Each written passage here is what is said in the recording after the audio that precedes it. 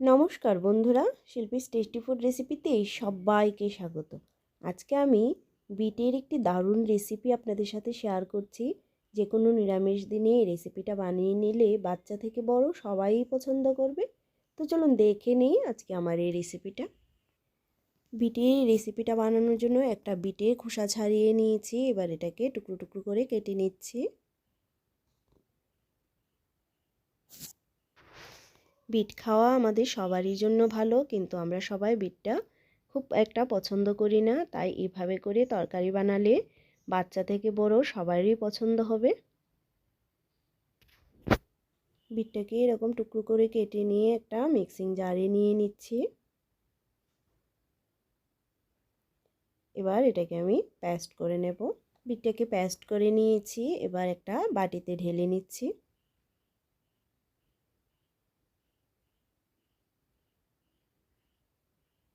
এটাকে সাইডে রেখে আমি এখানে ছোলার ডাল নিয়েছি। আমি 1 কাপ পরিমাণ ছোলার ডাল 2 ঘন্টা আগে জলে ভিজিয়ে রেখেছিলাম। ছোলার ডালটাকে এবার মিক্সিং জারে নিয়ে নিচ্ছি। ডালটাকেও আমি পেস্ট করে নেব। ডালটাকেও পেস্ট করে নিলাম। এবার গ্যাস ওভেনে কড়াই বসিয়ে তার মধ্যে সামান্য পরিমাণ সাদা তেল দিয়ে দিলাম। তেলটা গরম হয়ে গেলে তাতে হাফ টিস্পুনের মতন জিরে দিলাম। জিরেটা লাল হয়ে গেলে তার মধ্যে যে ডালটা পেস্ট করে রেখেছি ডালটাকে দিয়ে দিচ্ছি।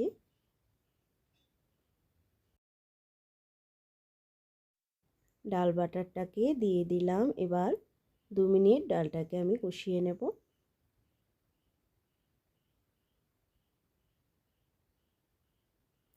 তার মধ্যে পরিমাণ মতো নুন দিয়ে দিচ্ছি সামান্য হলুদ গুঁড়ো, আর দিচ্ছি এখানে ভাজা মশলা জিরে ধনে শুকনো লঙ্কা ড্রাই রোস্ট করে গুঁড়ো করে নিয়েছিলাম, এটাকে দিয়ে দিলাম।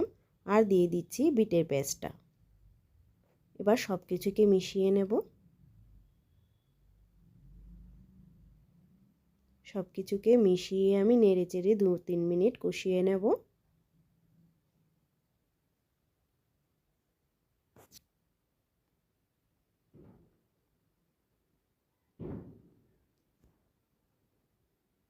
তিন মিনিট পর আমি এটাকে নামিয়ে নিচ্ছি। তার জন্য এরকম একটা প্লেট নিয়ে নিলাম। এবার প্লেটের মধ্যে একটু তেল মেখে নেব।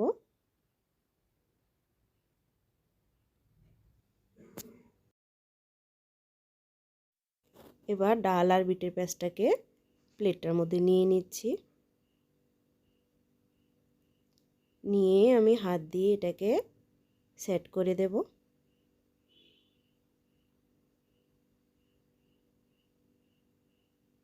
একটু ঠান্ডা হলেই করবেন, বেশি গরম অবস্থায় ধরতে যাবেন না। এরকমভাবে করে এটাকে আমি সেট করে নিয়েছি। এবার একটু টাইমের জন্য রেস্টে রেখে দেব। এটা সেট হতে হতে আমি একটা মশলা রেডি করে নেব। তার জন্য মিক্সিং জার নিলাম, তার মধ্যে 4টে কাঁচা লঙ্কা, 1 ইঞ্চি পরিমাণ আদা দিয়ে দিচ্ছি, 1 চামচ জিরে গুঁড়ো, 1 চামচ ধনে গুঁড়ো, আর ছোটো সাইজের একটা টমেটো টুকরো করে দিলাম। একটু জল দিয়ে পেস্ট করে সাইডে রেখে দেব। আর বিটের মিক্সারটা নিয়ে নিলাম। এটাকে আমি এবার পিস পিস করে কেটে নিচ্ছি।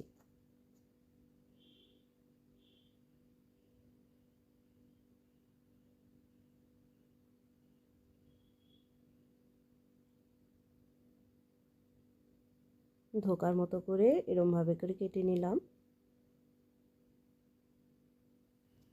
এবার এগুলোকে সাইডে রেখে দেব। আর গ্যাস ওভেনে কড়াই বসিয়ে দিলাম। কড়াইয়ে আমি তেল দিয়ে দিচ্ছি। এখানে 3 চামচের মতো তেল দিয়েছি। তেলটা গরম হয়ে গেলে তার মধ্যে বিটের ধোকাগুলোকে একটা একটা করে দিয়ে দিচ্ছি।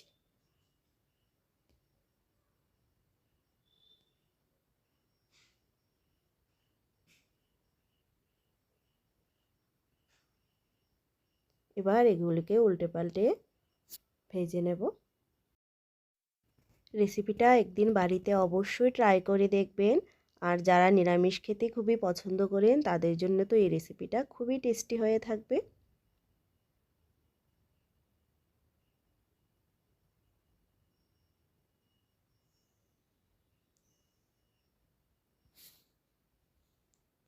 এগুলোকে ভেজে নিলাম, এবার নামিয়ে নিচ্ছি।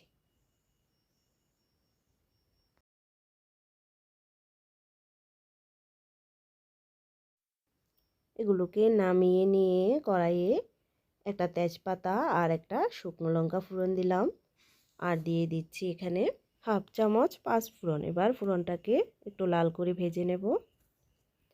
ফোড়নটা লাল হয়ে গেলে তার মধ্যে আলুর টুকরো দিয়ে দিচ্ছি। আমি দুটো আলুকে এরকম টুকরো করে কেটে নিয়েছি। এবার তার মধ্যে পরিমাণ মতো নুন দিয়ে আলুগুলোকে ভেজে নেব। লো ফ্লেমে 2 মিনিটের জন্য ঢাকা দিয়ে দিচ্ছি। ঢাকনাটা খুলে নিচ্ছি। ঢাকনাটা খুলে আরও মিনিট খানেক টাইম নিয়ে আলুটাকে হালকা ভেজে নিচ্ছি। তার মধ্যে সামান্য একটু হিং দিলাম। হিঙের ফ্লেভারটা আপনাদের কাছে ভালো লাগলে অবশ্যই দেবেন।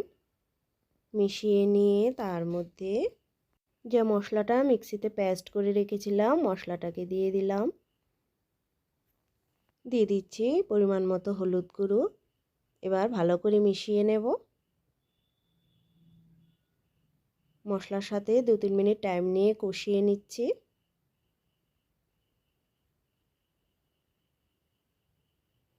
কষিয়ে নিয়ে ফ্লেমটাকে লোতে করে দিয়ে আরও 2 মিনিটের জন্য ঢাকা দিয়ে দিচ্ছি। ঢাকনাটা খুলে নিয়ে আর একটু মিশিয়ে নেব।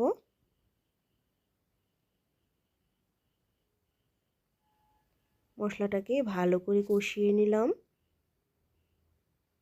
এবার তার মধ্যে জল দিয়ে দিচ্ছি। জলটাকে মিশিয়ে নেব। আলুটাও সিদ্ধ হয়ে গেছে।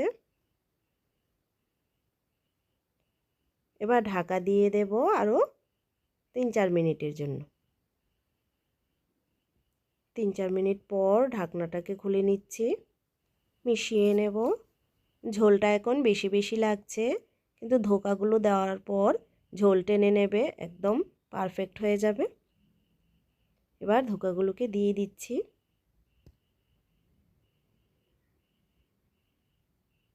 মিশিয়ে নেব। মিশিয়ে নিয়ে 2-3 মিনিটের মতো এটাকে ফুটিয়ে নেব। তার মধ্যে সামান্য পরিমাণ চিনি দিয়ে দিচ্ছি। এটাকে আর মিনিট খানেক ফুটতে দেব। রেডি হয়ে গেছে বিটের এই তরকারিটা। এবার তার মধ্যে সামান্য গরম মশলা দিয়ে দিচ্ছি। গরম মশলাটাকে মিশিয়ে নিচ্ছি। মিশিয়ে নিয়ে তার মধ্যে হাফ চামচ ঘি দিয়ে দিলাম।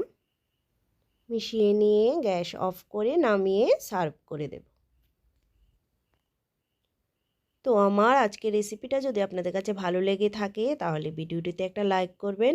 নতুন বন্ধুদের কাছে চ্যানেলটা সাবস্ক্রাইব করার অনুরোধ রইল। দেখা হচ্ছে নেক্সট ভিডিওতে। সবাইকে ধন্যবাদ।